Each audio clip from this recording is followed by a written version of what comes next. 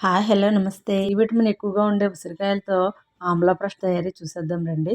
ఇవి సీజనల్ పంట కాబట్టి దొరికినప్పుడు తెచ్చుకొని, కడిగి పక్కన పెట్టుకొని ఘాట్లు పెట్టుకోవాలండి. ఉసిరికాయల్లో మెటబాలిజం ఎక్కువగా ఉండి వెయిట్ లాస్ అయ్యే విధంగా చేస్తుందండి. తయారు చేసుకునే ఈ ఆమ్లా బ్రష్‌ను రోజుకో స్పూన్ తినడం వలన జీర్ణ వ్యవస్థ మెరుగుపడుతుందండి. ఒక గిన్నెలో నీళ్లు పోసుకొని పైన ఆవిరి మీద ఈ ఉసిరికాయలు పెట్టుకోవాలండి. అంటే స్టీమ్ చేసుకోవాలి.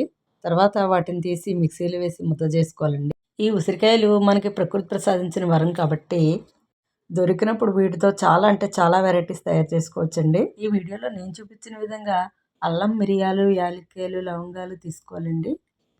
అల్లం, మిరియాల వల్ల పైత్యం పోగొడుతుందండి. జీర్ణ వ్యవస్థ మెరుగుపడుతుంది. అల్లాన్ని ముందుగా వేపుకున్నాక మసాలా దినుసులు వేపుకొని మిక్సీ పట్టుకోవాలండి. ఒక కప్పు బెల్లాన్ని తీసుకొని మూకుడులో కొంచెం నెయ్యి పోసుకొని దానిలోని బెల్లాన్ని వేసి పాకం పట్టుకోవాలండి.